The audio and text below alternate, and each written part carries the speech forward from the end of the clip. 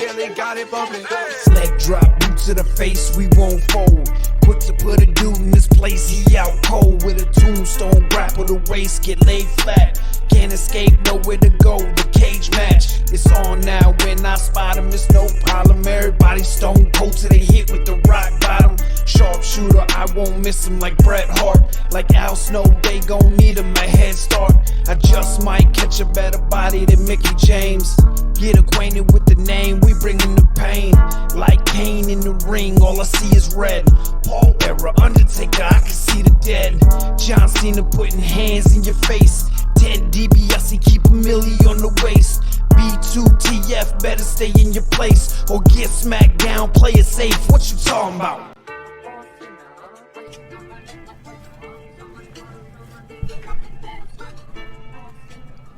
Welcome to another episode of Boot to the Face, powered by FullPressCoverage.com. Go there for all your sporting wants and needs, where I don't know what they're talking about this week, but in the world of sports with me, EJ, it was the discovery of Jada Thorpe. Oh, who? EJ, don't make me say this on the podcast. That I've seen you like a couple of her pictures already. Don't act like you don't know who it is. I might know the face or other attributes, but the name doesn't ring. Name doesn't ring the bell. She's a basketball player in the WNBA, and she has been going viral for her outside the court, outside the lines post, and she got a lot of Glorilla in her. Is that Jaylen Brown's new girl? I don't know who Jaylen Brown is. Celtics finals MVP. Yeah, didn't watch the finals because the Knicks weren't in it. All I know is Jada Thorpe's taking over the internet, and I'm here for it. Also, the home run derby was last night with the most atrocious national anthem that I can remember since Roseanne Barr. And the woman that sang it, I can't remember her name, she just posted something today that said she was drunk and she's going to rehab. Let me ask you, EJ. You're a millionaire. You're a celebrity. You go out onto national television, probably worldwide television, in front of millions of people drunk, and embarrass yourself. Do you fire your whole publicist team? Because I do. None of you niggas said anything?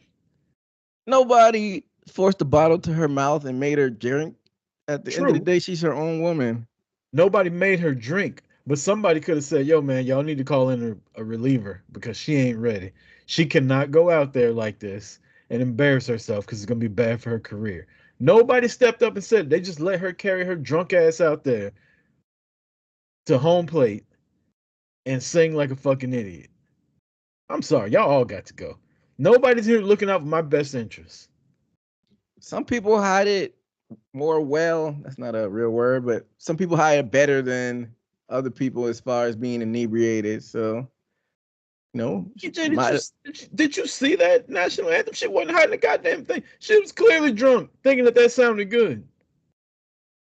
I saw it, but I don't know. I'm just trying to, make a case for her team, maybe not knowing. She thought she was jamming. She had the little Mariah Carey finger in her ear and shit. And the home. I seen so many memes like saying, Fergie, you're off the hook finally. Oh my God. Chevy rolling. Oh my God. Yeah, it was atrocious. So terrible. It was so terrible. I didn't see it live. I kept looking at memes. I was like, who the fuck is this woman everybody's talking shit about? And then I finally went and watched it. I was like, oh my God. This is the most uncomfortable minute and 45 seconds I've had since I lost my virginity. Oh, snap. I see what you did there. But yeah, it's definitely up there. All-time worst. Hey, but it's all entertainment, though. Oh, it definitely is. But yeah, so shout out to that lady, whoever she is. It doesn't matter what your name is.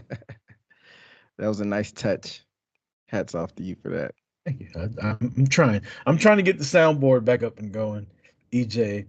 Um, actually, let's just do this live on the record. You know what I'm thinking about doing? I'm thinking about going live again on YouTube, like the way I used to do on Twitch with Marty, and us just recording live where we can get people in the chat and shit like that. What do you think about that? Hey man, I'm always down. Go You live and get some interaction. you wouldn't have much editing to do afterwards besides like catching little TikTok clips and stuff like that. But if we just recorded it live, I could have the video up and shit like that. But it's something to talk about. It's something I've been thinking about for a while. Yeah, sure we'll discuss more offline, but I'd be down. So how was your weekend, EJ? You know, it was since today we're recording is my actual birthday. I celebrated my birthday this past weekend. Went to the lakes, got ridiculously inebriated, the most drunk I've gotten in a couple years. It was bad. You know, not to cut you off, but shit on me. I just told you I was trying to get the soundboard back up and running. I recorded Marilyn Monroe singing "Happy Birthday" to the president, and I was gonna play that for you, and apparently it didn't fucking save on my soundboard. I'm glad it didn't. It would have been a little awkward. She's singing it all sultry. Yeah, it was. It's like I'm singing it to you. It's Marilyn. I feel you. Hey, at least you thought about it. But now, besides that, yeah, like I said, I just went to the lake. We did pool hopping, and during the night, we went to the little strip that they got down at the Ozark, the Lake of the Ozark. I don't remember a thing past probably like 10:30, 11 o'clock. Those are the It just best. hit me, man. It'd be I like remember, that time. I remember get back in the Uber, and that's about it. I can remember plenty of Uber rides that I don't remember, and I just like end back up at home, and I'm like, how the fuck did I get here? And then the next day, I look up and I've got Eric will be here to pick you up in 3 minutes. Please rate your Uber rating. And I'm like, Uber? Who the fuck? I paid for this? Thank God I did though. I'd rather that than fucking wake up and you're in jail with a fucking ticket. Exactly. So In the day and age with ride shares, really no reason to get DUIs like that, unless you live in a city, without a lot of ride shares. But still, just drink at home then. I feel like it's indicative to my character that completely drunk as shit and not knowing what I'm doing, I automatically go to rideshare instead of trying to get in my car. That's a good habit. Yeah, I really But do. 'Cause I know a lot. I know a lot of people that wouldn't have did that. some people are control freaks though, and I Yeah. want to drive my own car, and next thing they know, they're in the back of a paddy wagon. Uber's the most fucking great. Uber, Lyft, all this shit's the best thing ever created for people that are out drinking. As a matter of fact, I had to use one this past week, and we went to we stayed at the West End in Atlanta. Really nice hotel. It's like a big sphere almost, and at the top of it is the Sundial restaurant. You ever been to Atlanta or you live in Atlanta, you know about the Sundial. I had never actually been to the Sundial. I just heard of it. I didn't realize we were staying in the hotel with 63 floors up. They upgraded my room to for being a Marriott Bonvoy Gold Elite member. So we we had to get on the elevator for a minute. That some bitch would take off too. Like it would start at the second floor, go to 15, and then it wouldn't even read numbers anymore. It would just skip everything in between 15 and 50. And I'd be lightheaded as a motherfucker. Anyhow, we stayed there. We went to this really expensive restaurant that she's been wanting to go to for forever. And I got a little intoxicated. We drove my truck. I got drunk while I was there. We called an Uber and left my truck overnight and came back and got it the next day. So I'm a big advocate of Uber's not that much either. Like it's like $14 in downtown Atlanta to get from where we were back to the hotel. Like, come on. That's way cheaper than a DUI or I don't know, killing somebody. Yeah, Killing someone doesn't even have a price on it. It's priceless. So exactly. But like I said, sometimes people live in areas where they don't have it. But like I said, if you're drinking that much, you should just stay your ass at home. If you're in an area where it doesn't have it. But I agree with all your sentiments. Well, happy birthday, EJ. Appreciate it. It's funny. We'll record on my birthday too. My birthday's also on a Tuesday. Oh, where? I thought you was gonna be out of town. No, I fly back into town Monday evening, and I land like midnight, and I go to work on Tuesday, and then record Boot to the Face. So I'm gonna need some rest at Tuesday or Wednesday. But yeah, we'll be flying back into town. We'll be in the air landing when midnight strikes on my birthday, and then we'll do Boot to the Face after. So yeah, Tuesday birthdays around this bitch. That's what's up. It's that Also, time of year. Go ahead. I'd like to point out I'm wearing a shirt that I've never worn before, straight out of your mama's kitchen, red velvet. I don't even know how long I've had this shirt. I found it the other day. Where's Velvet at nowadays? She's hurt again. I don't know. I can tell you once every like 3 or 4 weeks she's in my dreams because nothing dirty. I'll get y'all Well, mind out of the gutter. there you have it. Get y'all's mind out of the gutter. I just meant I was dreaming about watching her wrestle. Hey, if you say so, man, I believe you. You got a new studio, EJ? Nah, I just set up in a different room at my lady's place. Got a little table set up. Remembered everything except the damn mic stand, but we wing it over here at Boot to the Face, so I'm still ready to go. You got your girlfriend, you got her watching wrestling yet? Nah, I haven't got to that stage yet. Bro, the Liv Morgan and Dom and Rhea thing, she would love that shit. It is like a little soap opera. I'm sure we'll get into that more today, unless you want to get into it right now. That's a good segue. So full disclosure, I don't watch Monday Night Raw rarely ever live. I'll watch it when I get home from work on Tuesday before we record. So my girlfriend Tabitha was gonna go down to the pool, and I was sitting in my recliner and I had Raw on my laptop, and they were doing a recap of the Liv and Dominic story. She was walking by to be like, "All right, I'm leaving," and then she started watching, and then she started watching, and then she kept watching, and she started laughing, and it was like, "You like this shit, don't you?" She's like, "No," and fucking left just because you know. But yeah, man, the Liv, Dominic, and Rhea story, it's a good one. I'm digging it. Rhea made her return last week, and then she kicks off Monday Night Raw this week, and I'll let you talk about this because I feel like my negativity is starting to come through way more than I wanted to about stuff that I don't like. Uh-huh. And Rhea's one of the things that I don't like. Well, actually, what do you like about it? I just don't like her. I don't like her aura, as the kids say, or lack thereof. I don't like her presentation. I don't like her look. Just like I'm not saying she's not good looking. I'm just saying I don't prefer the look that she has. I don't prefer the personality that she has. I don't like it. Um it's just not my thing. Now, she can go in the ring, put it back in the ring, get her wrestling. But as far as her coming out cutting a promo, doesn't do it for me. Huh. I wonder why. Because she sucks. Jesus Christ. Quit leading the witness, EJ. Let me just say I don't like her.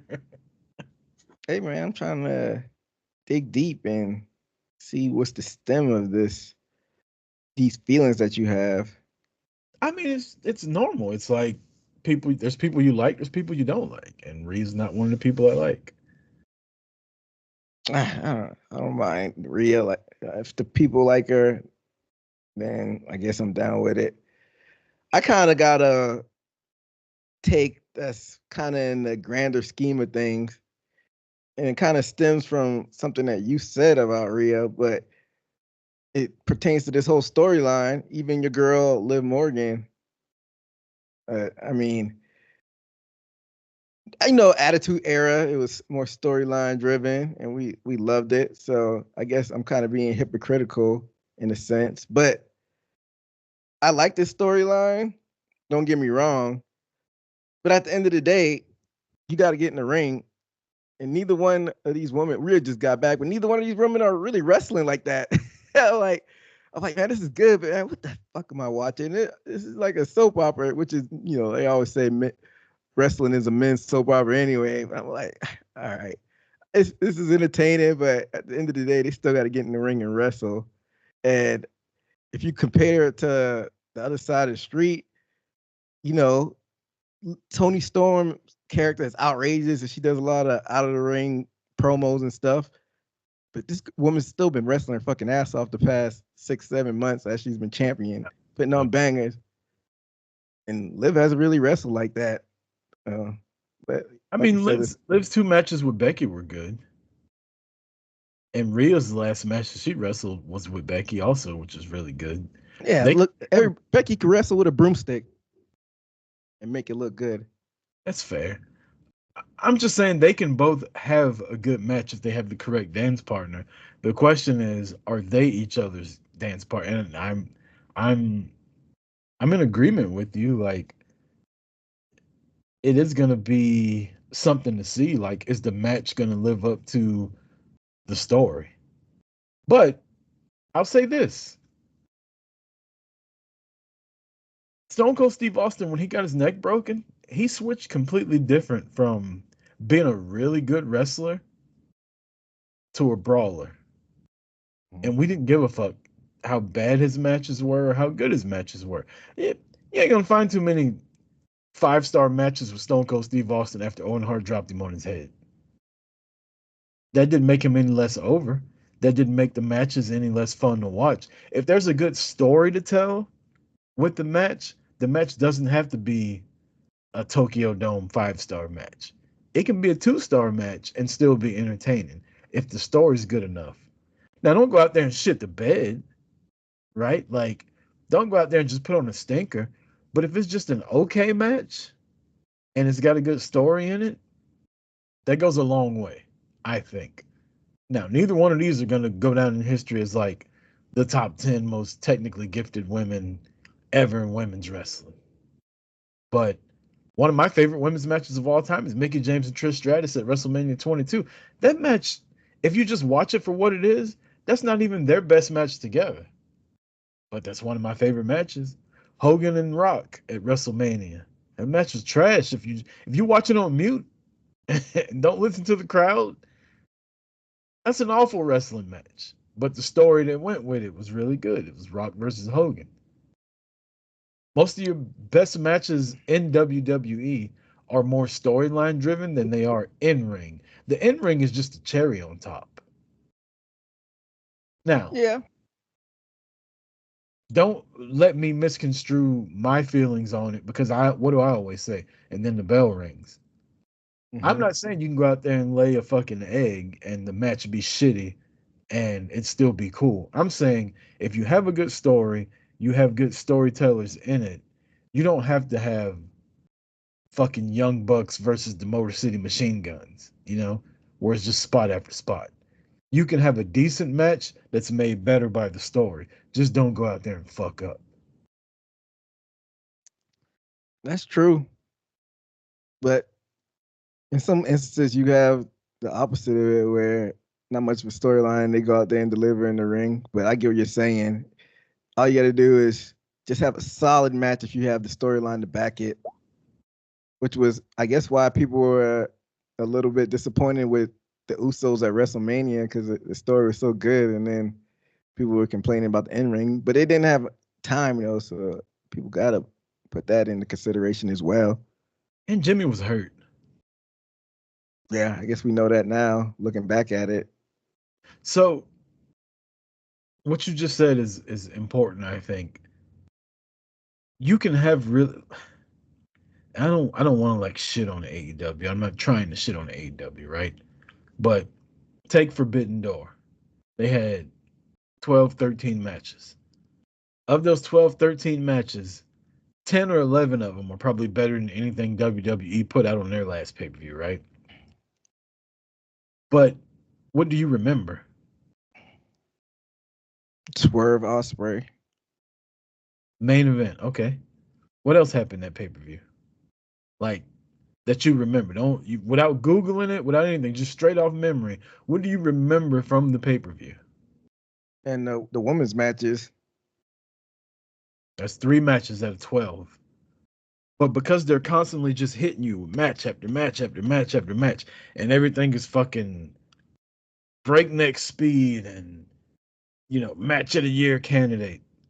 After the fifth one in a row, they all start to run together. And it doesn't mean as much. I'm not saying go out there and purposely like not put on a great match. I'm saying when it's happening with no story and it's just match after match after match that got built last week, it's really forgettable. And No, it's just me. I remember matches and stories that have a story to them more than I remember the match. that's a good point you make. In a vacuum, that's the whole problem with the Forbidden Door concept in general. But we already talked about that, so go back and watch that show for anybody that's listening right now who hadn't heard it. But yeah, I get what you're saying. And going back to the original point, you think that they stretched this feud past SummerSlam? What my concern is, this is the most I've ever been entertained by Liv Morgan. She's finally able to capture, my attention. I'm hoping though, like once they get past this feud, that she's able to keep my attention. I mean, you had a co-host that was trying to tell you Liv Morgan was the shit, but this is, and I haven't then, gotten that. I haven't gotten to that road yet. I said I'm just entertained by what's going on with this storyline. but in that vein, this is the most I've been entertained by Rhea Ripley, and she wasn't even on TV for the past 3 months. Then are you really entertained by her? Yeah, I was entertained by like, man, how's she gonna react when this comes? Like, you doing all this fantasy booking in your head, and then she comes back, and it's just kind of like, I don't know, man. I thought last night was a dud with her leading off the show. You said you thought it was a dud leading off the show? Yeah, her kicking off the show last night, like I didn't think it hit the way it should have. I don't know what was missing, but like we've been anticipating her coming back for so long, and her leading off the show last night, like walking off the elevator, all that shit was cool, right? The visual and all that. And then she gets in the ring and she starts talking, and I'm just like, I don't really want to hear you talk. Like you should be backstage tearing shit up, looking for Liv Morgan. You know that famous Nitro you went to, EJ, where the week before Bret Hart turned on Sting, and Sting and the Wolfpack rode up and stayed backstage whooping ass all night. That should have been Rhea. Yeah, but whose ass she would have whooped? Everybody that would have gotten her way. This Mm. woman not only injured her, but injured her so bad she had to give up the world title. And then this woman took her world title and took her Dirty Dom and the Judgment Day. Yeah, I mean, they probably wanted to tell a more nuanced story though than just have her just wreck shop and just whoop everybody's ass backstage though. I mean, that's what they did, so you're right, but I don't know. I just feel like she should have came back full of piss and vinegar. Like everybody's afraid of what mommy's gonna do when she gets back, and she comes back all calm and like reserved, and it's like, oh, JD and fucking Finn and Carlito still back there playing video games. That's hilarious, by the way. These niggas was playing Liv Morgan versus Rhea Ripley while she was standing there, and Liv Morgan was kicking her ass. That is a good point. Carlito's the comedic relief. I didn't know the Judgment Day meeting, but yeah, I get your point. Well, I guess we just got to see how it builds up. Looks like this is going to be the match at SummerSlam, right? Yeah, it's official. Oh, it's official. Yeah, they put a graphic out already. Mm. Dom's got to interfere. I know we'll make the predictions once SummerSlam gets here, but Dom has to go with Liv at this point, right? I can't see Rhea just coming back to take the bet off of Liv that easily. Look, man, as a man, you have Rhea Ripley, your mommy, talks down to you, doesn't show you any kind of affection, calls out your manhood all the time, makes you show up at your dad's house on the holidays trying to fight this motherfucker. On the other side, you got Liv Morgan, buys you chicken nuggets, get your friends a video game to play, makes out with you, helps you stretch, helps you beat your dad in a match at work to not make it personal, helps your friends win the tag team. Like, come on. Hey, you make some good points. But what if this is the bigger plan and the bigger picture of things, and when she wrecks Rhea's life, she just tosses Dom away like a piece of paper. Hey man, sometimes you gotta take one for the team. Yeah, it be like that sometimes, I guess, right? What the young boy say under all the chicks' pictures? Wreck my life, ma.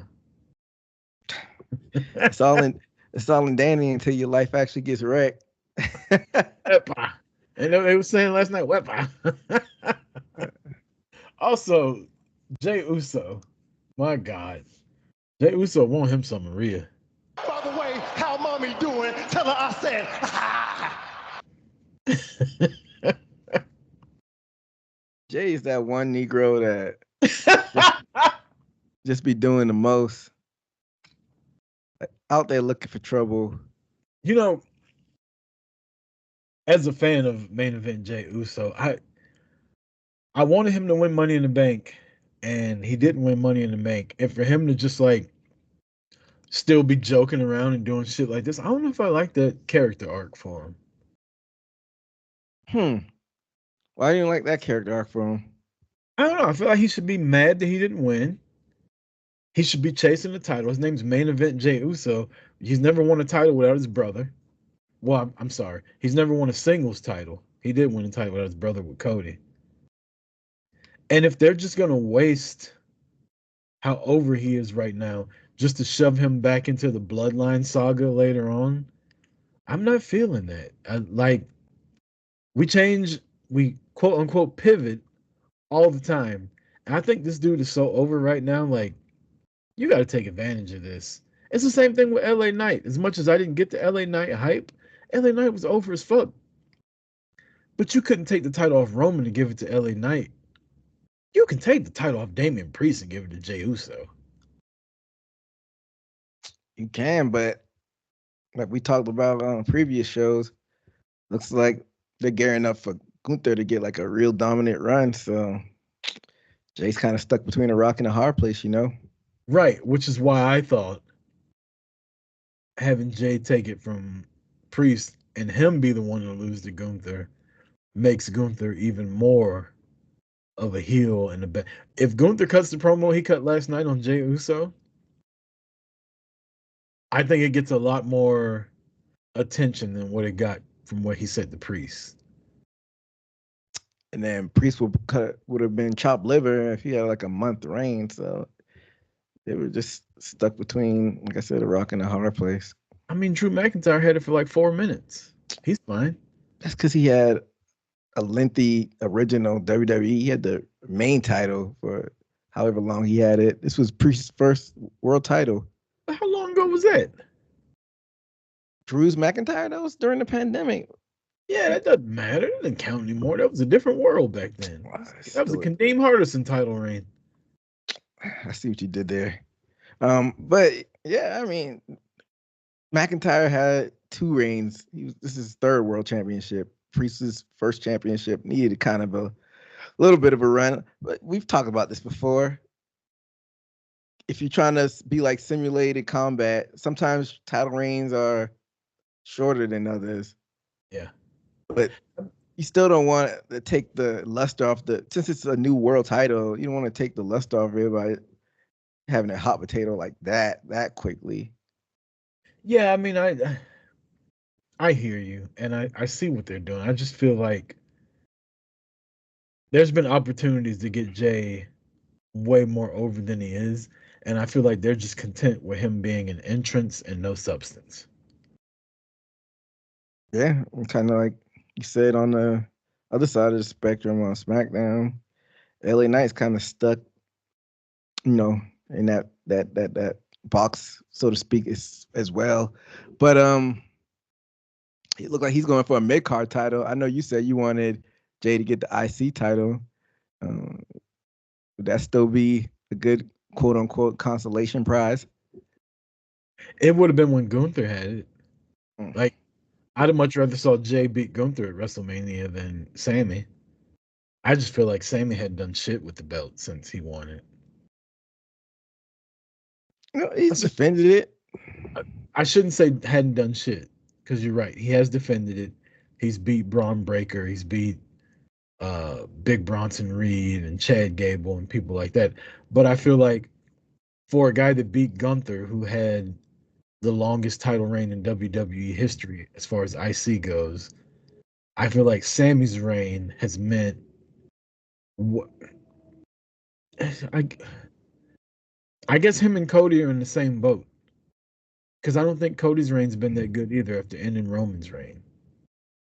So maybe it's just yeah, you're the guy that took the title off of the guy that had a historic title reign, but like we we shot our load in booking with that guy's title reign, so we really ain't got shit for you when you win. Like besides the lead up to it, the lead up was good, but I feel like the follow up with Sammy and Cody just hasn't been sufficient. Yeah, but I don't know. It's not like I feel like Sammy doing what he could do. I don't know what other story you could really tell without him being a heel and just being a defending face, and people still like him. With Jay, I guess would it be like world title or bust for him at this point because he just beat Dom yesterday, and like you said, I think they're just waiting to throw him back in the bloodline storyline.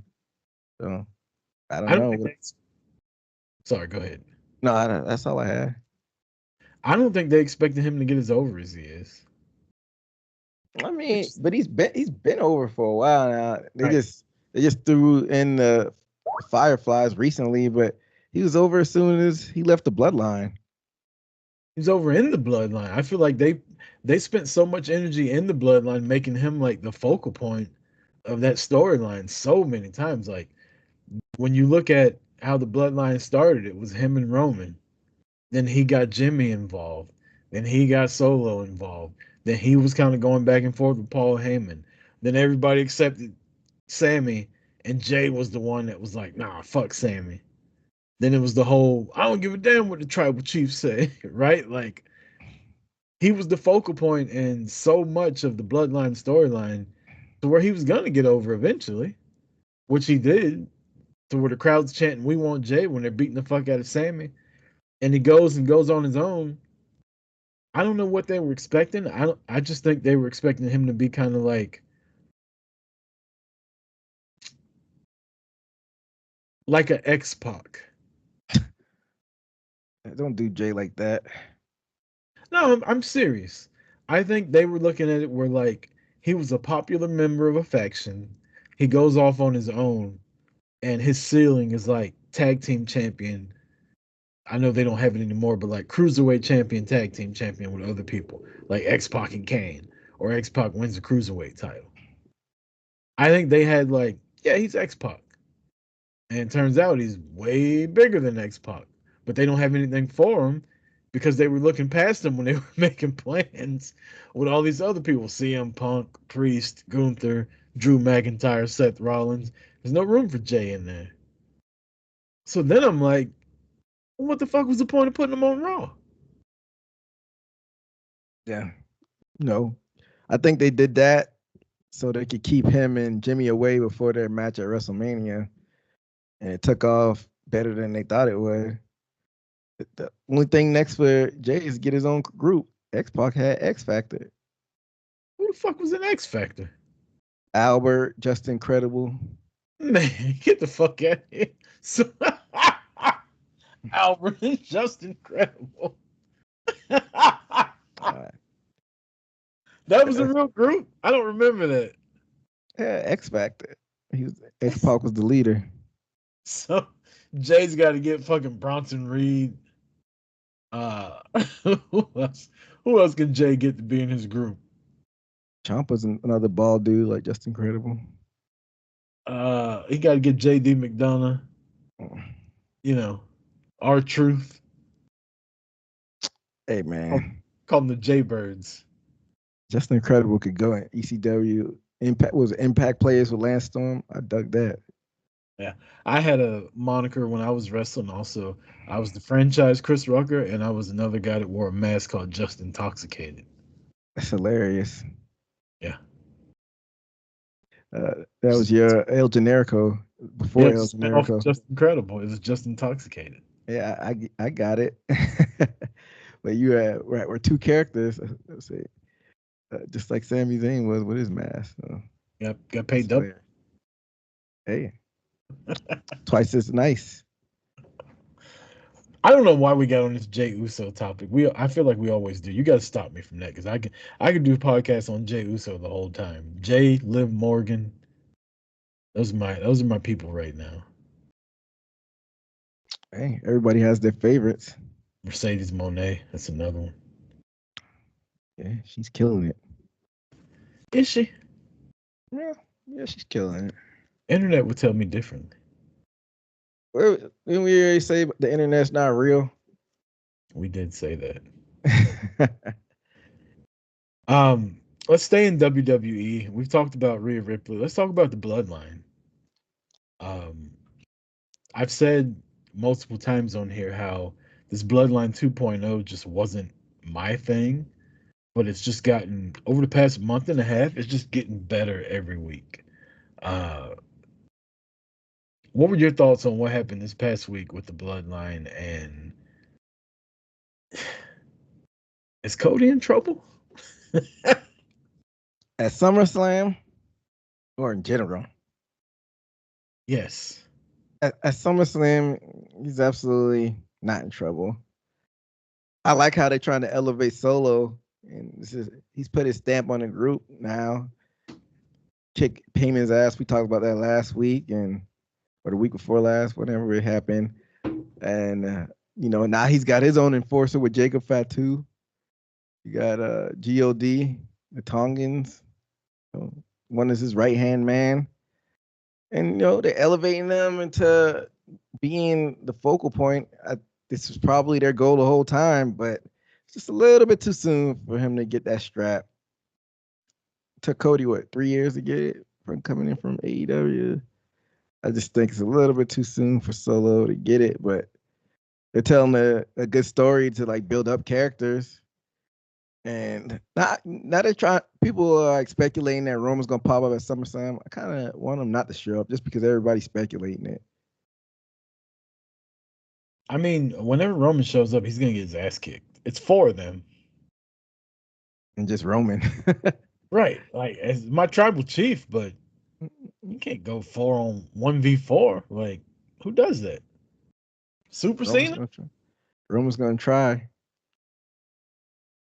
And I don't want to get too much into fantasy booking or anything like that, but I'm just curious on what's Roman's whole presentation going to be when he comes back. I know they're not going to throw the vest on him and get the goatee again, but how's he going to go in front of crowds and tell them to acknowledge him? That's real heelish.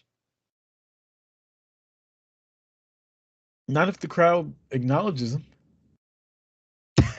What? But he's still telling them to. Look, I don't want to be sacrilegious, but like You about to say something sacrilegious? Roman ain't Jesus. I'm not saying he is. I'm just saying a lot of parts of the Bible are like, acknowledge me or go to hell. Tell me I'm wrong. It is how it is, but I don't know. And Still, guess what? He's the biggest baby face in the world. Well, at least in Christianity, he is. yeah, crowd crowd's gonna go wild though whenever Roman does come back. But as No, far I, go ahead. I feel like Roman coming back saying acknowledge me as the tribal chief, like the crowd's gonna be like, yeah. Because as a heel, they accepted him as a tribal chief still. They may not have liked what he was doing, they didn't want him to win the whole nine. But now another guy's coming and trying to take it, and the crowd's like, no, nigga, you're not the tribal chief. Like we know who our tribal chief is. It's just the whole he's our scumbag type thing with MJF. Mhm. Like the crowd knows Roman's a piece of shit, but they accept him as the piece of shit he is. Solo hasn't earned that yet. He hasn't. So I feel like Roman could come back and he could keep the same fucking energy, and now he's a babyface. We'll see, man. I'm ready for it though. Whenever it does Uh, happen. Are you think they would hold off on Roman coming back to come back with The Rock so he's got backup? Maybe initially, but we know at some point they got to go at it. I mean, clearly The Rock's going to turn on him, but just initially, he comes back and they're like, it's just you. And then Jimmy comes out and they're like, ha, it's just two of y'all. And then The Rock comes out and, The Rock counts as two niggas because he's so big. Yeah, I can see them doing that. And then they get out there, and as soon as they get in the ring, The Rock turns on Roman. That'd be dope. Where's the Rumble happening? This Early year, next year. Rumble's in Indianapolis, I thought. It's it's in where the Colts play. Yeah, I thought it was Indianapolis this year, and then they get WrestleMania and SummerSlam within the next 4 years. Yeah, man. If that's the case, people talking about I could see them doing Cody and The Rock at the first Netflix show. They trying to sell out a dome like that. They might do that at the Rumble. Real quick, I'll be in Mexico, so I won't be here. But WWE's presenting Bad Blood in Atlanta. Mm. These tickets are so fucking high, EJ. When Monday Night Raw comes to Atlanta State Farm Arena, I usually sit in section 109. It's club level. Like, it doesn't mean anything when it says club level. You just have your own merch stand, you got your own bathrooms and shit like that, and everybody can't get in there. But it's literally the 100 section, so it's the lower bowl. It's usually about $50. $400 before taxes and fees to sit there for Bad Blood. That's insane. I am terrified on how much these fucking Vegas WrestleMania tickets are gonna be. All right, nah. This is you said Bad Blood's at State Farm. Yeah. I mean, it can't be more than what it was when I just went to Philly. It's gonna be in the big Darth Vader type Death Star, the Raider Stadium. I can say this. When I went to Cowboy Stadium, we sat in the 100 section, the very back of it. Joey DeLore, myself, Marty. Those tickets were $150 each. And I thought that was a lot. But now those tickets are probably $500 the way shit's going up. I don't think so. That's if you get them, in line and get like face value. Probably no more than 200 face value. I But hope if you're paying for two tickets, that ups it as well, though.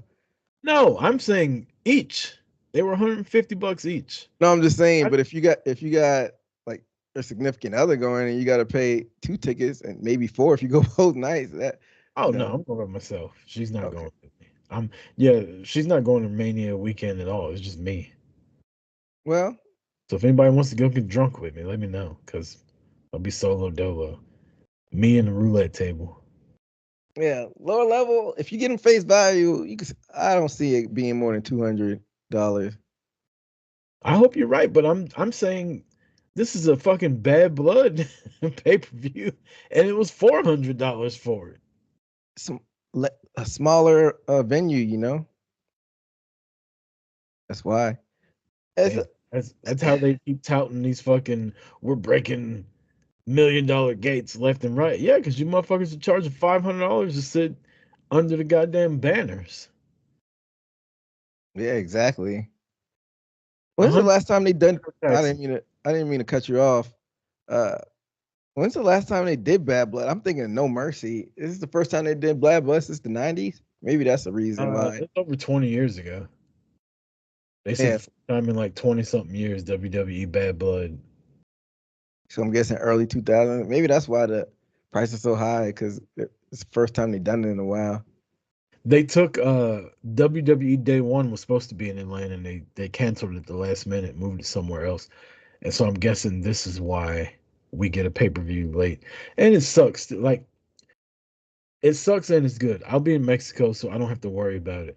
But had I been home for it, I probably would have tried to go, and it would have annoyed me with how much I either would have spent or how shitty my tickets would have been for not spending a lot.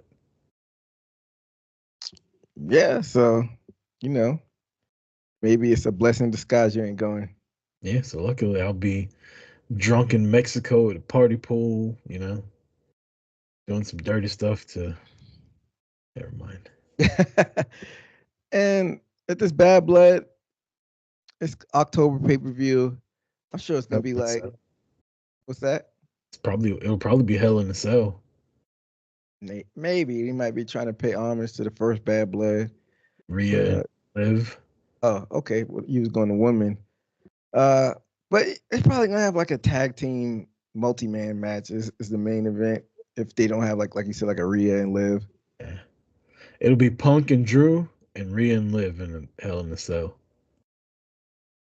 I mean, you don't even like Punk like that, so you're not What's probably that not got for to so do much. with it? They got the most blood feud going on right now, and so does Rhea and Liv. Liv's gonna beat Rhea at SummerSlam because Dom's gonna help. So the only way to fucking equalize everything is to put them in the Hell in a Cell match. I'm just saying you're missing it. It's probably gonna be like on not a I won't say a throwaway pay-per-view, but it's probably gonna be like a 5-match pay-per-view. Yeah, PLE or what Hell they in a want to Cell call it. matches. Maybe fucking Cody versus Randy Orton. That's soon you think Randy has been looking at his title sideways, so they're eventually gonna get to that. We were talking about the bloodline earlier. We can circle back to this now. There's no way Randy Orton's not gonna blame Cody for how that ass whooping he took on Friday. You know, Randy's got a screw loose, so he's absolutely gonna blame Cody Yeah. for that. I came out here and helped this motherfucker, and he ain't even helped me. He just sat there and watched. But Randy, he was tied up in wrong. Give a fuck. He could have helped. He could have kicked the motherfucker or something. He just sat there, watched these fucking Samoans put me through a goddamn table. Uh, Speaking of that, I don't want to get too far off track, but Randy's kind of towing the line describing the bloodline. He was calling them big, ugly Samoans. I'm like, let me think about this. If he would substitute that with like black dudes, like, how would I feel about this? These niggas are crazy. Like, all right, Randy, kind of towing the line there, but hey, I'm sure they If it was kind side back in the day, he'd have been like, you know how crazy these Orientals are. yeah, exactly. Like, bro, you can't say that. Yeah, but yeah, man, I thought Cody was getting his ass whooped simultaneously when Randy was getting his ass whooped. No, they had Cody tied up in the ropes. And you said he wasn't doing anything. What else is he supposed to do? I'm telling you what Randy's thinking. Randy's gonna watch it back and be like, he could have kicked him. He could have did something, put a motherfucker in the head scissors. You know what Yeah, Randy say? what's that? I bet if you had a goddamn suit on, you probably could have fought a little harder. That's what he should say.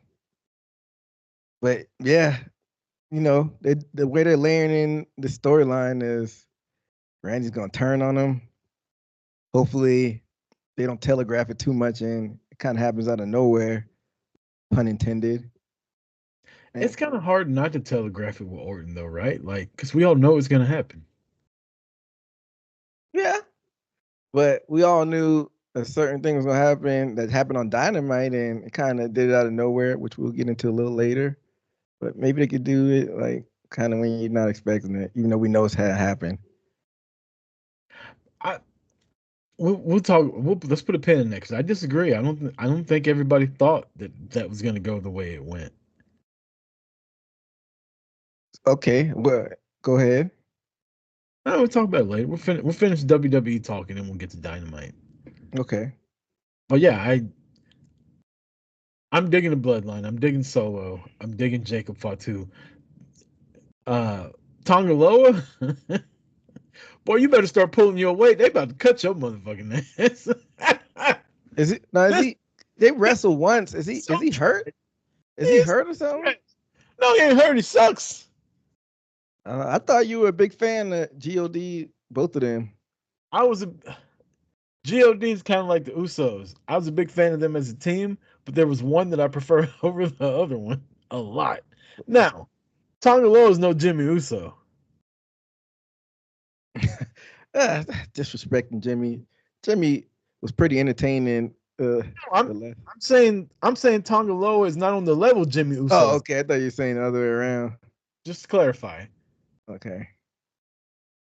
But I mean, I didn't see a whole lot of the stuff in Japan. Was bro, there's YouTube videos of like him wrestling like shit. Oh yeah. I'll find some later and I'll send them to you. There's plenty of videos of him just doing. You know how lame that Eddie Kingston fucking chop in the corner looks over and over again? There's a whole lot of Tongaloa doing shit like that with regular stuff. Oh shit. Yeah. Now He's known for this. Now I know they got another brother, Hikuleo. Did him and Tongaloa's time overlap in God? I don't know. I was done watching New Japan by the time he came. Okay. Yeah. Like you said, he got to pull his weight. He's only wrestled like once, didn't he? That's the reason why. Like on a random SmackDown. Yeah. Probably don't even have the same contract as his brother. Like, they pay him way less. Like, you just a nigga. Mad disrespectful. Right. You just one of them background motherfuckers. We got the Samoans we wanted. We don't need you. I mean, he was in the Mexicals. That was him in there? Yeah, what was his name? I don't even remember. I remember Psychosis, Juventud, and thought it was La Parca. Mexicals. Who was it that Camacho was with? No clue. Was it the Mexicals? Yeah, it was La Parca wasn't in the Mexicals. It was Camacho. No, it was Super Crazy. It was Super Crazy, Psychosis, and Juventud. Super. I am crazy. Yeah, that was my guy. I used to love him. But yeah, I didn't even realize Tongaloa did a stint in WWE.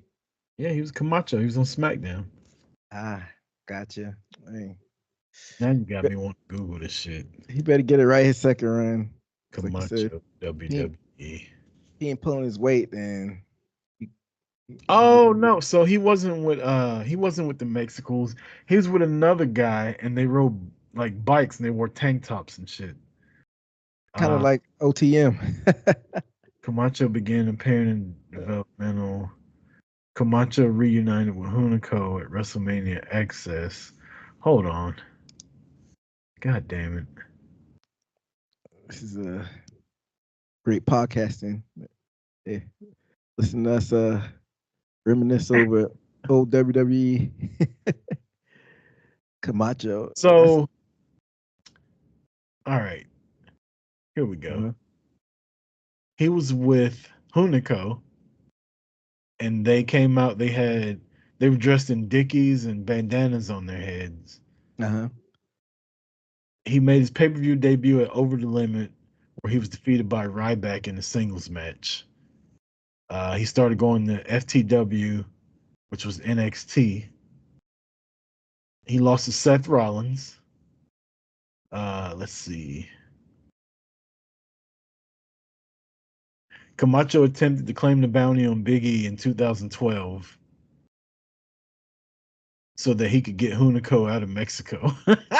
So racist.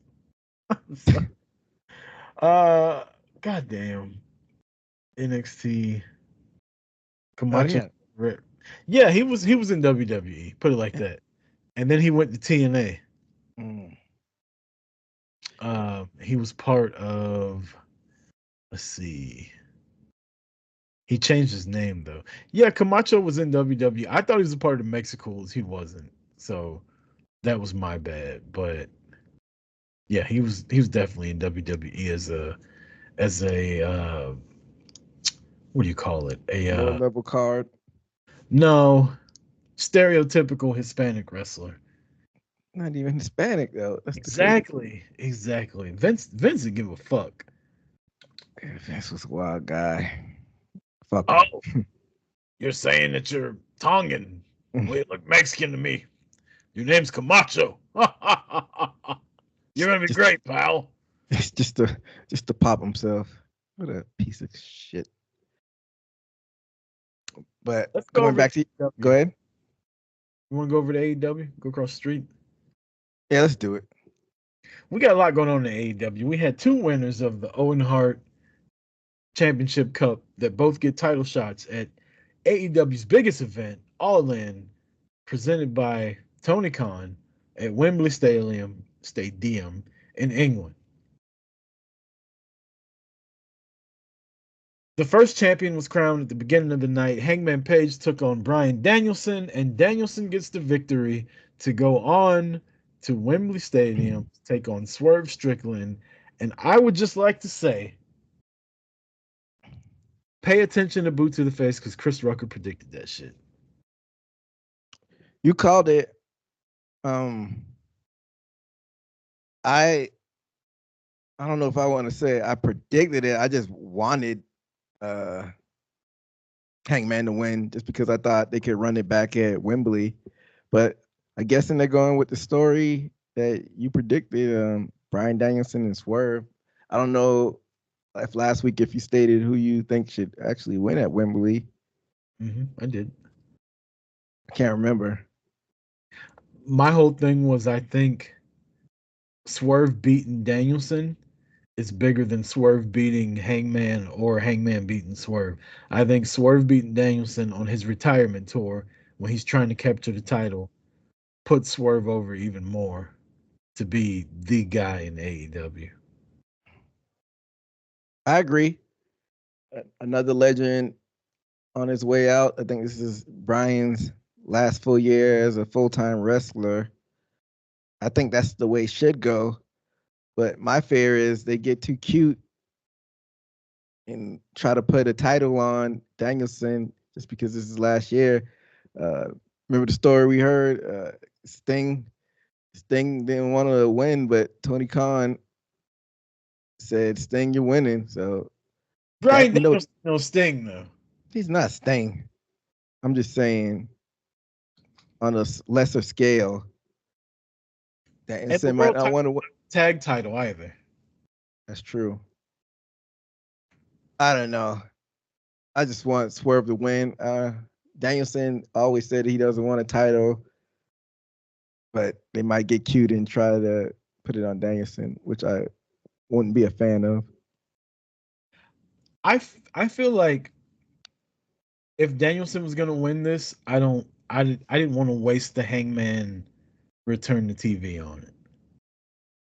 Because now he's already lost. He's been back for 2 weeks and he's already lost.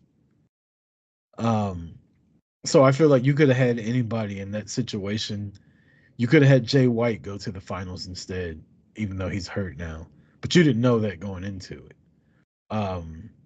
You could have had Ospreay or somebody like that enter the tournament as the wild card. But to bring Hangman back and to waste him in a loss already, I don't give a fuck anymore about his whole thing with the elite. Like, now, excuse me, can they make me give a fuck? Yes. But as of right now, this moment, they're going to be hard pressed to get my attention back on Hangman after he's already lost 2 weeks into being back. Like, to me, that just shows he's not a priority, and his comeback tour doesn't mean shit. So if they would have waited until after All In and had him come back and attack Swerve or Danielson, whoever wins, I think that would have been a better way to do it. But to have him come back talking all this shit, acting like he's changed, and then losing to a fucking roll up, I don't know. It doesn't sit right with me. I kind of I get what you're saying, but I don't think it's a waste because he made it. He did make it all the way to the finals of a tournament, and I get what you're saying.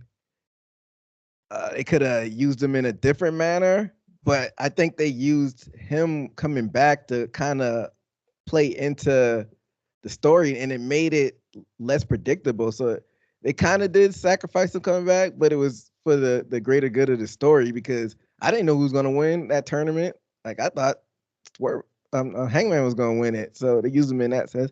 And like you said, I think you just got to wait a little bit. I think they're still telling the story, even though you might not care that much with the Elite. Now he's kind of being desperate because he wants to get back at Swerve so badly. He's aligned himself with the Elite, even though he doesn't really fuck with them like that. And now they use him as the partner going into Blood and Guts. I think this Blood and Guts is next week. So I'm curious to see what they do still. That is a good point as far as the finals match goes, because going into it, there was a lot of nobody really knew who was gonna win. Like I picked Brian, you picked Hangman, but like it easily could have went the other way. So yeah, it looks like I know what I'm talking about, but I really don't. It's just who I picked, right? Because it was a pick 'em. Jay White's not gonna win. Now, if they would have had Osprey go to the finals, that would have worked. But you got Osprey tied up with MJF, so there aren't many people left that weren't already involved in the storyline. So yeah, I see your point with having Hangman in there, but that was just a one episode, one match type thing. But you wasted his comeback now for one night where only 600,000 people saw it. But I mean, ever since the Juneteenth, it's been ratings has been ticking up each week. So keep as long as they keep trying to tell the right stories, it'll keep trending up. It's not like he's gonna pop a rating in one night as far as that goes. But I'm I'm still waiting to see what happens next with him. Like you said, it could have been other people, but it's not like he lost a bum. It's not like he lost Brandon Cutler or anything like that. He lost to Danielson. Man, why Cutler catching strays? Because he's Cutler. Speaking of telling the right stories, EJ, Mariah May defeats Willow Nightingale to become the women's Owen Hart Cup champion. She will go on to Wembley Stadium to face Toni Storm, and at the time would have been a friendly match between teacher and the student to see who wins. But Mariah May lost her motherfucking shit. As you said, EJ, in the text, Tony didn't watch for the shoe. That was very clever, by the way. She didn't, and she was telling everybody for the past year or so to watch for her, and she didn't take her own advice. Yeah, I mean, we all saw it coming that we know it wasn't going to be a friendly fade when they got to Wembley, but a lot of people were maybe suspecting Tony to maybe turn on her, and the opposite happened, and you thought they would maybe build up to it. We didn't really see any like kind of smoke between the two of them, or maybe no dysfunction leading up into that, and it kind of happened out of nowhere because we know how in the past after having a wrestling match, sometimes Dynamite just goes off air. Kind of happened out of nowhere. They were celebrating, and she just beat the holy shit out of her. That's probably one of the most brutal beatings I've seen in women's wrestling I can recall lately. So, I don't know. I feel I didn't see it coming. Like you said, I thought Tony was going to be the one to be like, she was going to start. I thought it was going to be a whole storyline going into Wembley where Tony's going to be like, yeah, you won, cool, but I'm going to beat you, right? Like shit like that. And then maybe Mariah turns after that, or Tony turns on her.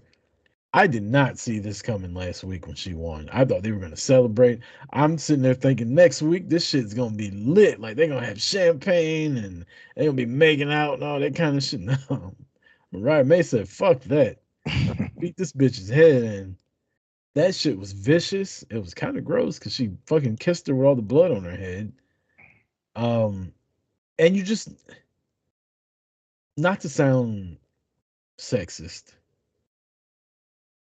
but when you see a Mariah May, you don't see that viciousness in her that we saw last week, right? Like, you're like, oh, there's a cute little supermodel pro wrestler girl. No, buddy, that motherfucker was vicious. And maybe that's why it was so unexpected, because you didn't expect Mariah May to go. I don't know a lot about what she did in Shimmer and all that. I thought her and Mina were like, you know, HLA back in the day. I know that's what they did. So I don't know how vicious she was in that organization, but I did not expect that. Me either. And poor Luther caught strays as well. Like, what Luther do? A goddamn thing. That's why he needed his ass whooped. But yeah, but we've been hopping on this the past few weeks. How it need to do storytelling. This was a great way to end the show, and they just got to keep the momentum going. Like we both didn't expect it, and that's what pro wrestling is about. At the end of the day, it's to reel you in and to do the unexpected and not to telegraph everything. So, hats off to whoever came up with that. I thought it was Tony Khan. I mean, you better give my boy TK his credit. Your boy TK. That's my dog. What up, TK? Tie your shoes. But yeah, it's literally a blood feud now, and this might have to juice the main event. You know, I was thinking about this the other day. Tony and Mariah May at All In definitely could main event the show. And then I thought, what a fucking slap in the face it would be to Swerve that the very next All In that they have as the world heavyweight champion, you don't even get the main event. But as I was thinking that, I thought, I don't give a fuck. Whatever the best story is, whatever's the most anticipated, that should be the main event. It shouldn't matter if Swerve's the man and Tony's the woman. Whatever the best story is, Black World Champion, Women's Champion. Either way, it's going to be a first at their biggest show. And whatever doesn't main event, they say if you don't main event, you want to go on first. Have them kick it off. But I think you're right. I think Tony and Mariah could main event it. It's just, do they think that the match would live up to that spot? Because AEW is more about the wrestling than the story. I think it can. You know, Tony can go. Oh, and yeah. People sleep on Mariah. You said in the past, people sleep on Mariah in the ring. I was sleeping on her. I had no idea she was as good as she is. And watching these past like 3 or 4 months, she's way better than what I thought she was. So, we about a month out from All In. Like you said, if the story's right, then let them go on last. She's from over there too. Like I don't see. I'm sure they're gonna build up with Swerve and Danielson, but it seems like they're going like the friendly. We're just gonna have a wrestling match for the world title. Let the better man win type of storyline. I might be wrong. Maybe the whole time everybody's looking at Ospreay as getting crowned in England, and we should have been looking at Mariah May. Oh, I mean, Tony's had it since like November. It could happen, yeah. You know, they literally let Saraya win the title over there last year. Maybe they built this whole fucking story, and about halfway through, Tony Storm, Tony Khan, and Mariah were like, we kind of got something here. Like, what if we fucking main evented All In? Yeah. That'd be kind of ironic if Mariah May gets a world championship before Mercedes. I don't care about that. Well, hey, if it's her time, it's her time. But I'm all in. I'm all in on EJ. Let's fucking do this. Mariah versus Tony main event. They should. They got the best story in the company. Yeah. The most long-term story in the company. They can both wrestle. It's a blood feud now. She beat this motherfucker in the head with a heel. She did. And they kissed her. Ugh. Yeah, that's disgusting. Another motherfucker's blood. Oh my God. In my mouth? No. I hope they got tested for, what is it, tetanus? Well, you know Tony Storm ain't got no diseases. She's pure. Okay. You forget she's been laying in bed with Juice Robinson. rolling around with Juice on the weekend. No telling what she's picked up. You know, as long as I've been watching wrestling, it's hard to pull stuff over on me. But I had no idea Juice Robinson was the head of the Wyatt family. Didn't I say that in the Discord? Or maybe I said it somewhere else. I had no idea. Juice is in charge of Wyatt family. I tell you what, if you're a wrestler, look like Juice Robinson or Bo Dallas. Because between Liv Morgan and Tony Storm, them boys doing all right. Can't argue that. Whatever they got, I guess they got the juice, pun intended.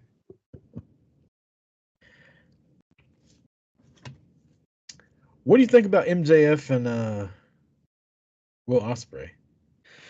Are they actually gonna have a match tomorrow night on Dynamite? By the way, if you listen to this a day later, it's probably the day of AEW 250 on Dynamite. So we're talking about it the night before. But Ospreay versus MJF on Dynamite 250. What are your thoughts, EJ?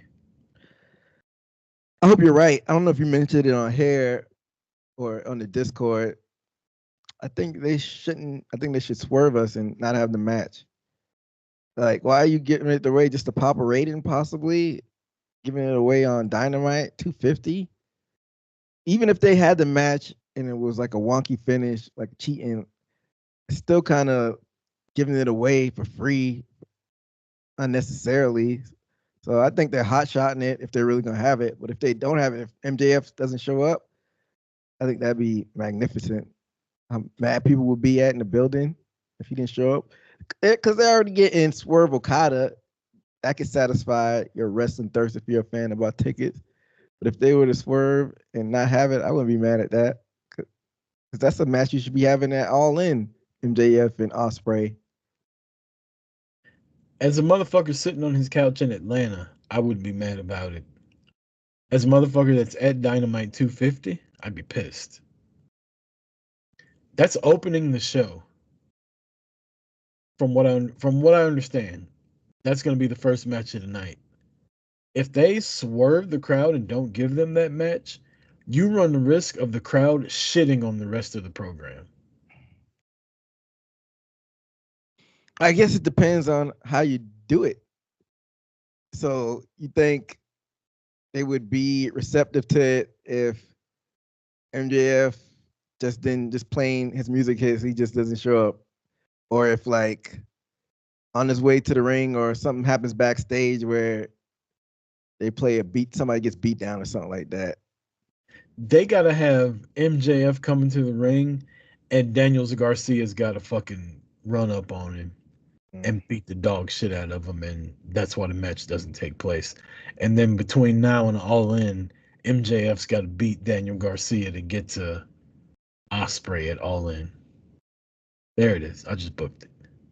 Yeah, that'd be a good way to do it, actually. But if you think they actually do have this match, you think that's the route to go? Kind of random Dynamite? Yeah, because it's like, then who does each of them wrestle at All In? If they're trying to build up Garcia, they could go MJF Garcia at All In. But then what's going to happen with Ospreay? Ospreay Pac Osprey. I don't even want to Did speculate. Pac win a match to fucking get a title shot at All In? He did. I think it's an international title shot too. And Osprey's the international champion. Right now. Tomorrow's for the title, or tonight is for the title. Wow, they got a they got a lot of work to do to get to where we got a long road to hoe. You know, good for them though. Good for Tony Khan. Have all these fucking stories intertwined and whatnot, and let us fucking not know what's happening. This is what we've been asking for. Yeah, I just hope they can keep it up. I'm out. Sometimes I'm skeptical when it comes to long-term storytelling. I tell you, one of the things that annoys me about a lot of fans, and I've been doing it myself lately, that's been annoying me, is something will happen, and you're like, well, where's this supposed to end up? Instead of Yeah. going along for the ride, you're asking like, well, how does this end? Like, who gives a fuck where it ends? Like, pay attention to the ride. And I find myself lately trying to figure out where it's going to end instead of practicing what I preach, which is enjoy the story. If you like the story, great. If you don't, find the story that you do like. And I'm liking a lot of these stories, but I'm constantly like, well, where's it going to go? Instead, I should just be like, let's fucking see what happens on Dynamite 250 tomorrow. Who gives a fuck about All In? That's a month away. I get it, and you could definitely, heed to your own advice when it comes to WWE, because we've got evidence of them doing long-term storytelling, and we know it's probably going to end up well. But we've seen in so many times in the past where some bullshit happens and things go off the rails at AEW. So that's why we do that with that. Yeah, AEW is like being a Dallas Cowboys fan. Like the regular season's great. When you get to the playoffs, you're like, oh fuck, here we go. And the playoffs are all in. Yeah. But like you said, right now I'm enjoying it, and I just kind of just need to take it 1 week at a time. Like you said, not think about where it's going to end. Speaking of the Dallas Cowboys, EJ, news broke today that AEW is planning to do a huge show in the Dallas Fort Worth area in 2025.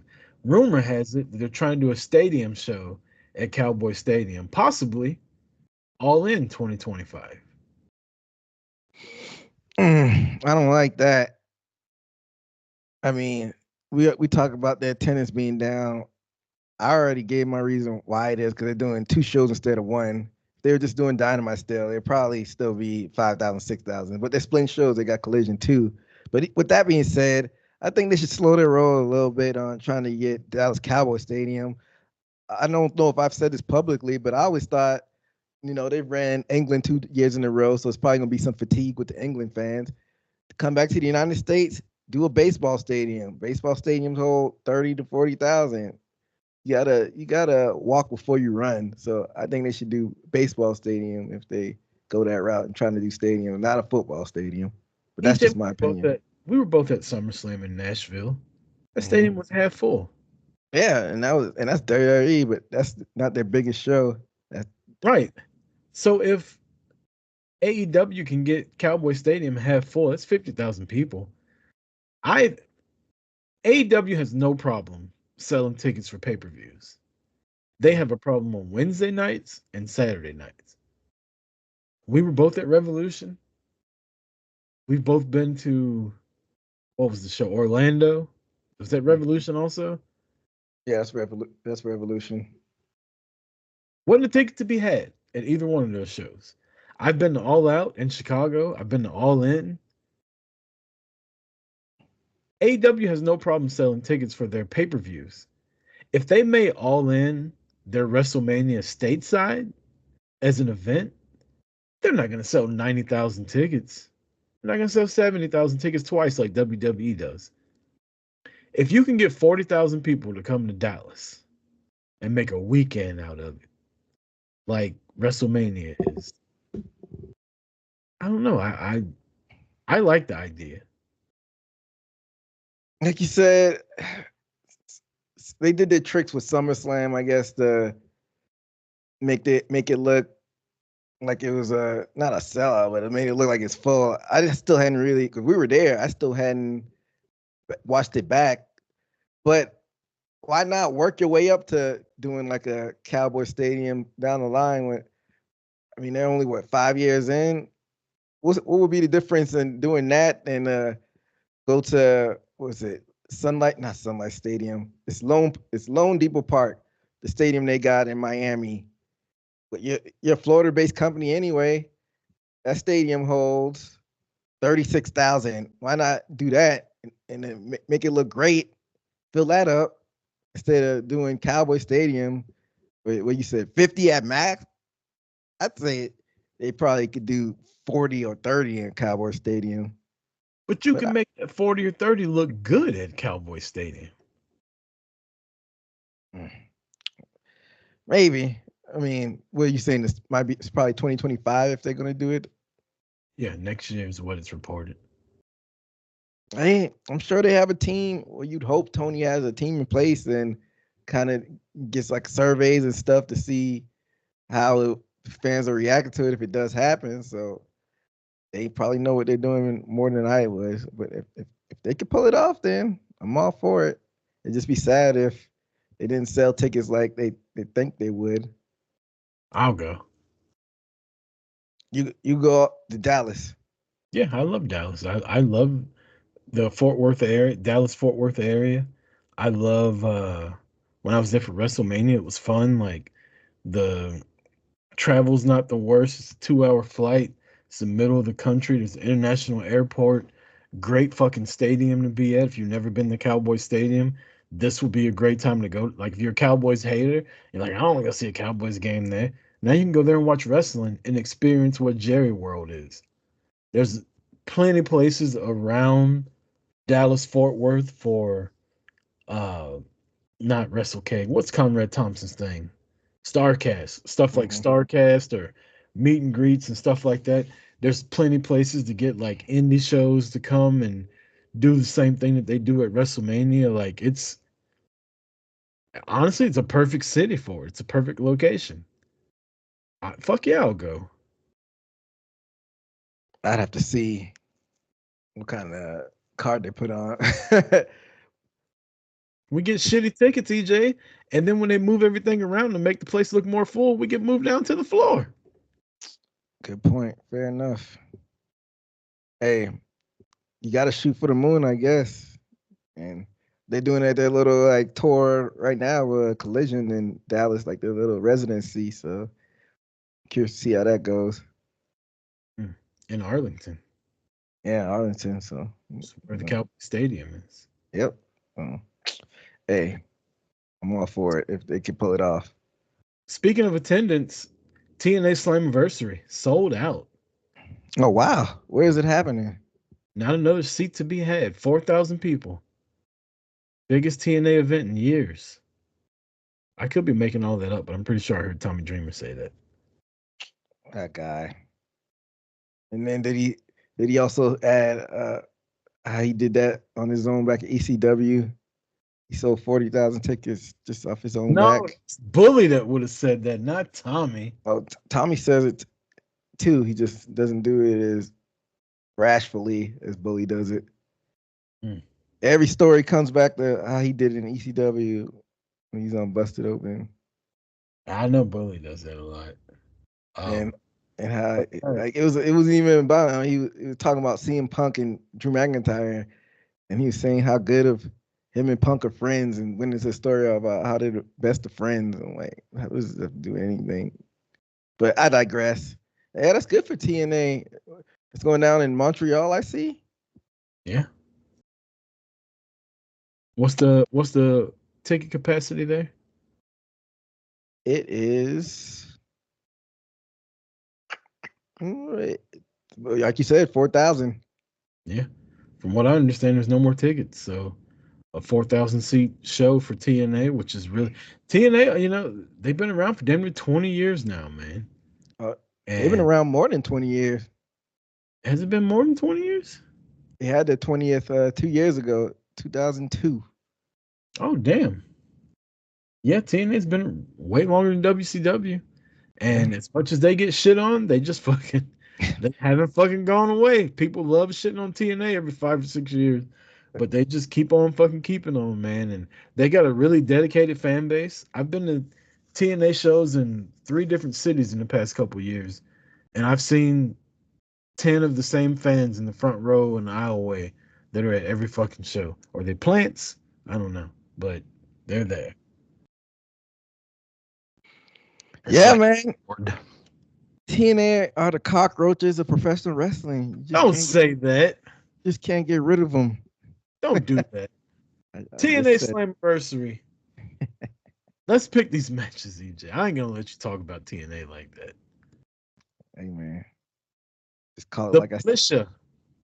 Alicia Edwards and Masha Slamovich take on Spitfire, Danny Luna, and Jody Threat. I still think there's meat on the bones with the system having all the belts.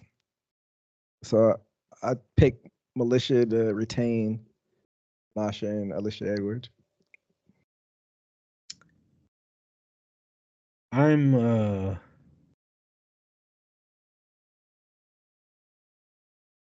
gonna go with Spitfire.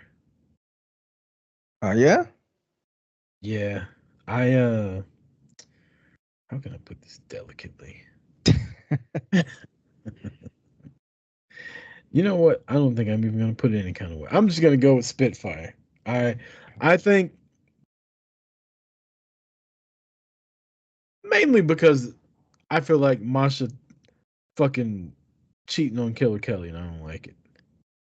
Snap. Where is Killer Kelly? You gotta ask what's his name. And My honestly, cousin. I was gonna say my cousin Myron. Yeah. I'm looking at pictures of I just googled Jody Threat and Danny. Danny Luna. Jody Threat's got abs out of this world. I thought he's about to go in a different direction. Easy when I heard the A part. No, But she's like her fucking midsection, man. She's a fucking yeah. Good for her. She's not hard to look at. She looks like she does CrossFit. Over there with Seth doing CrossFit. Yeah. She gonna CrossFit her foot up Masha Slamovich's ass. That's what's gonna happen. I got Spitfire winning the new TNA Knockouts Championship tag teams. AJ Francis defends his title of the TNA Digital Media Championship. What the fuck does that even mean? Versus PCO, Rich Swann. It's the equivalent of like a TV title, except they're acknowledging how people don't watch TV anymore. It's the fucking, what was Matt Cardona's title called? The Internet Championship. Yeah, that's what it is. Yeah, man. Because they got the story with him and Steph DeLander, PCL. AJ just got the belt, so I pick him to retain. Maybe Rich Swann will help him cheat. And it's for the Canadian International Heavyweight Championship. Whatever that is. Yeah. Yeah, I'll go with AJ Francis. Same. I'll go with AJ. Mustafa Ali defends the TNA X Division Championship versus Mike Bailey. I can't barefoot motherfucker to win a match. These matches are kind of hard to call. That's good thing. Just because besides AJ, a lot of these teams have had the belts for a while. A lot of these wrestlers and teams or whatever. I'll go with Mustafa Ali as well. I like Mike Bailey though. I know you got a thing about people wrestling barefoot, but he could go. Yeah, I was gonna pick him, but he don't wear shoes, so we'll go with Mustafa Ali. Jordan Grace defends the TNA Knockouts Championship versus Ash. Titus Worldwide's own Ash by Elegance. And new TNA Knockouts champion, Ash. I know you're an Ash fan, the former Dana Brooke. I still, even with this new gimmick change, I'm still not feeling it like that. So let me go with Jordan Grace. 6-way elimination match for the TNA World Championship. I love this. If you're gonna do a multi-person match that's more than a triple threat, I don't want to hear that fucking fatal 4-way first pinfall. Fuck all that. It's 4 of us. Everybody got to be pinned. You can't steal a victory in a multi-person match. There's 6 niggas in this match. Everybody needs to lose. Moose, your world heavyweight champion, defends against Josh Alexander, Steve Macklin, Nick Nemeth, Frankie Kazarian, and I believe in Joe Hendry. Wave your hands from side to side. I know you've seen I remember the TNA show you went to, Joe Hendry was there and everybody was loving it. In Vegas. Yeah. You would think I've never seen him. You would think that they would go with the hot hand because Joe Hendry's popping up on NXT, and yeah, I think even somebody on Raw had a sign with him. But I don't know. I feel like you could build more story with him overcoming some stuff and have him do it at Bound for Glory. So that's why I'm going with Moose to retain. It's definitely coming down to Joe Hendry versus Moose. Mm-hmm. And I agree with you. I think the way to get your world champion over is to take the guy that's all over WWE programming and people are going to tune in. Oh, he's in a world title match? Let me fucking check out Slammiversary. Boom. Ass gets speared by Moose. 1, 2, 3. Yeah, I got Moose also, man. I think that's good business. You know? People don't want to hear that, but that's the way to fucking do it. Hey, this is Slammiversary. This is like the second biggest show of the year. It's almost like this SummerSlam. So you're probably right with a few of your picks because I didn't have any title changes. They're probably gonna take the belt off somebody just because it's Slammiversary. So I do believe in Joe Hendry. Clap, clap. He just ain't winning at Slammiversary. Hey. Also, another fucking entrance I saw at TNA was Moose, man.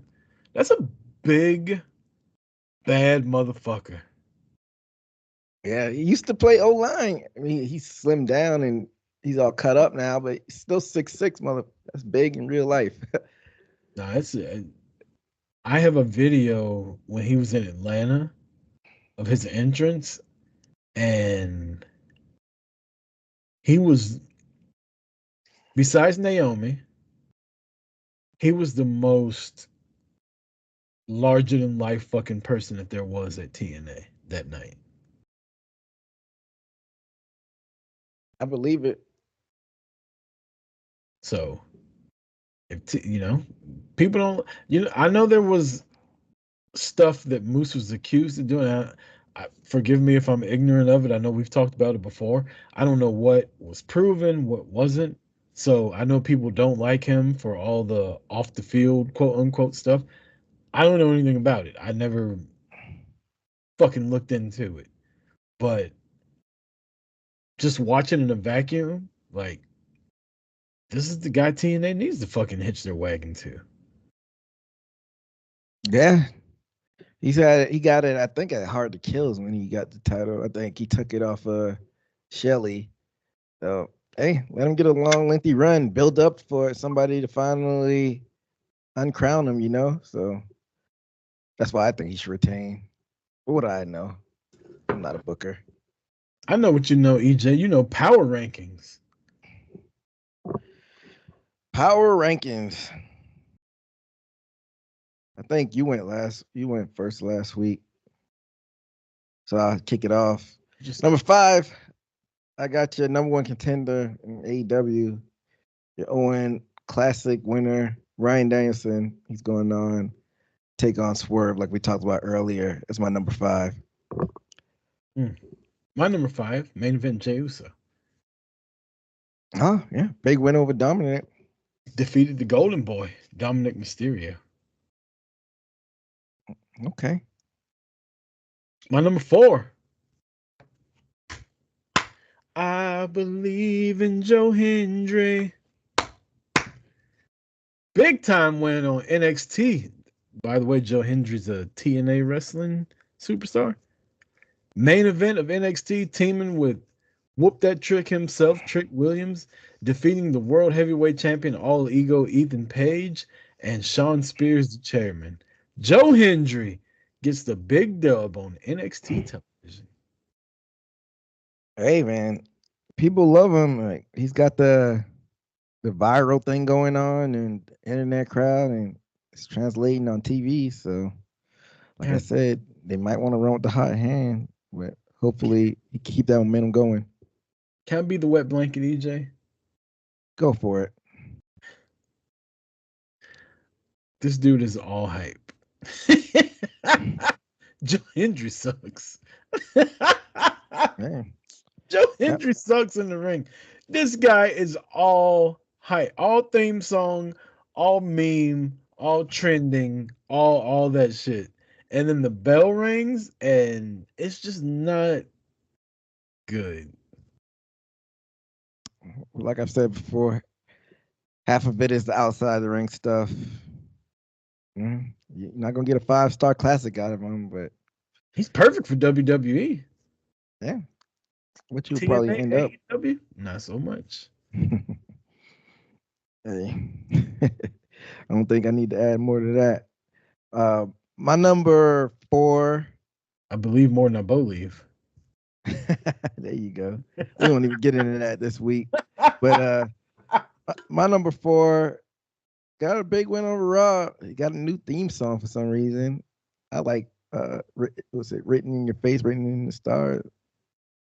Sheamus got a big win over my cousin Bronson Reed. Well, you got a lot of family members in wrestling. I do. That's no Rucker. There's a bunch of Reeds everywhere, though. But you got somebody in the music industry, so yeah. Tell your cousin, him and Kelly Kelly, if you break up. I'll make sure to forward that to him. I know a guy. My number 3, probably one of Rucker's favorite women's wrestlers. I got Jordynne Grace. She beat her mystery opponent, which happened to be NXT's Izzy Dane, whoever that is. I'm not gonna disrespect Izzy Dane like that. She used to run with Kiana James back in the day, and now she's on her own. What happened to Kiana James? Who knows? She got drafted to Raw. Maybe she's hurt. I know she did. Maybe she's hurt. But yeah, Jordynne Grace at my number 3. My number 3. Your new. Oh, I don't even want to say this because I don't like him. Your new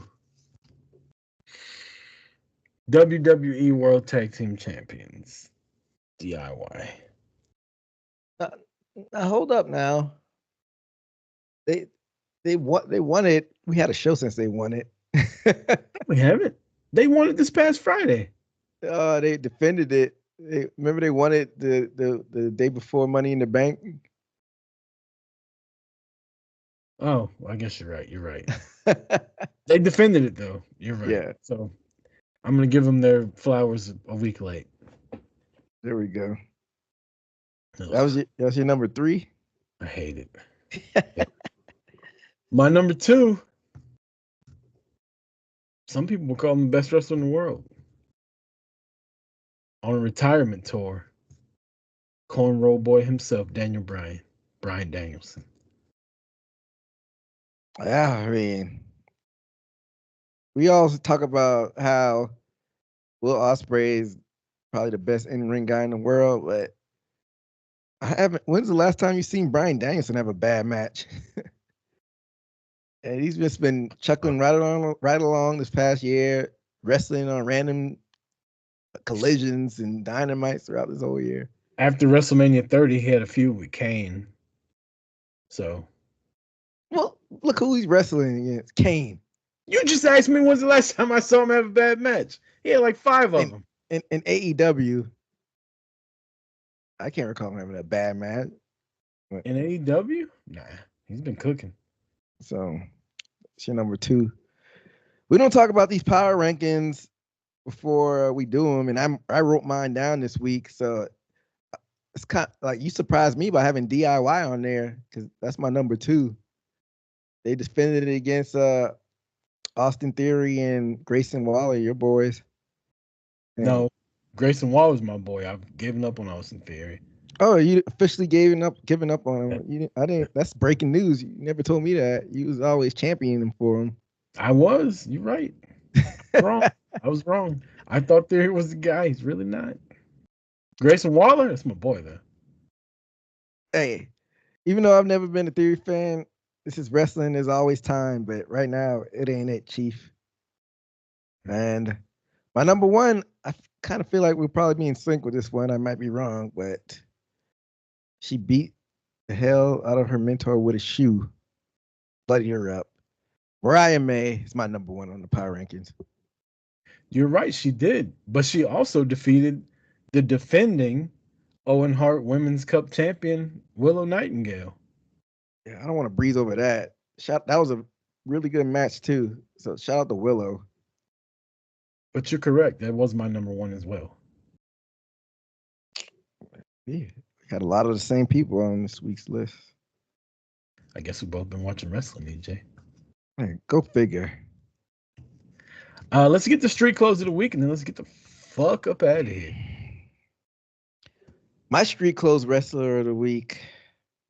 She came down and confronted one of Rucker's favorite wrestler. Oh boy. I got the dentist herself, Britt Baker, DMD. What was she wearing? I hope I'm not mixing up the weeks yet. Cause she came on twice. So I don't want to mix up what she had on because the Her week abs before, were showing both times. I know that. yeah, they were. I'm not gonna lie. If you got abs like Britt Baker, don't wear a fucking shirt that covers up your stomach. How come she doesn't give her significant other tips on how to work out? EJ, don't do that. But this week she had like a little crop top shirt on and black jeans. Wait, she kept it simple. Could you imagine? She's doing sit-ups and he's sitting there playing video games, eating fucking popcorn. She's like, "Hey, Tubby, you want to come over here, get on the fucking floor with me, do some sit-ups?" He's like, "Nah, I'm good. Call of Duty just dropped. NCAA 25's out now." I can't wait to play that. I'm not getting deluxe. I'm waiting for the standard to come out this Friday. Yeah, you gotta have a PS5 or higher to play that. I do. I don't. I got a PS4. That sucks. That's a stupid marketing tactic. Why wouldn't you just release it for both? But A bunch of shit. yeah. But back to the topic at hand. Britt Baker is my street clothes rest of the week. She kept it simple. She had the black crop top on and the black jeans. And when she came out, Mercedes got the fuck out of Dodge. like she got confronted by a ghost or something. Mercedes was almost my street clothes rest of the week because not only did she look good, she was tactical because she was able to get the fuck out of there when Britt Baker showed up. Man. My street clothes rest of the week is a repeat offender around these parts. I gotta go with Liv Morgan. She's like she just got out of the shower. Her hair was wet. Her shirt was see-through. Little booty shorts on. Some big old platform boots. Ooh. We might as well rename this the Liv Morgan Street Clothes Wrestler of the Week. I can't help it. Liv Morgan's fucking fly. She dresses great. You know, I take that back. Liv Morgan's not fly. Liv Morgan is one of those people that looks so good. No matter what she wears, it looks good. But this week, I don't know. I think the wet hair look is hot. Obviously, a see-through shirt is hot. Dominic thought it was hot. Did you see how she fucking rolled him over and started choking him immediately? I was like, oh my God, sign me up. I don't want to breathe. Let's do it. She needs to get out some of her pent up frustrations. Maybe in her personal life, she's been doing some freaky stuff on TV. My girl Liv said, "I'm known to be a screamer." I was like, I had to pause it. Like, what is happening? She knows what she's doing. You talk about those neck bears and Rhea Ripley thirst traps. Liv Morgan thirst trap herself too. Liv Morgan ain't for the neck beards though. She's for the fucking niggas with couth like myself. Okay, if you say so.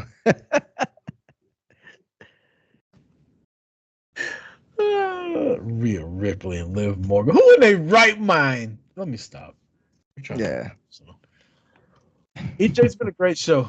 Hour and 45 minutes. A little longer than we expected. We try to stay an hour and a half, but what can you do, man? Good wrestling talk is good wrestling talk.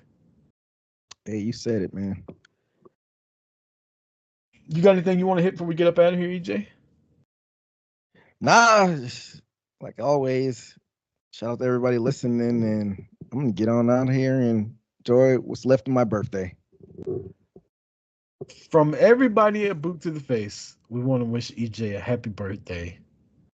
We hope you enjoyed it. Thanks for spending time with us on your birthday. You could have fucking told me to cancel it. And here you are trucking through, working on your birthday like an adult.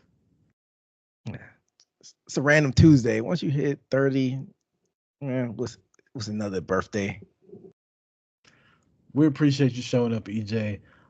Check out TNA Slammiversary this weekend if you're listening. Hopefully you're watching AEW 250. SmackDown will be on this weekend. Collision, Monday Night Raw, the whole nine.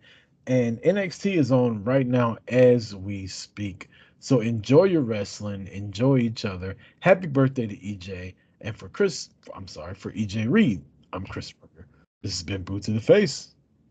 Peace!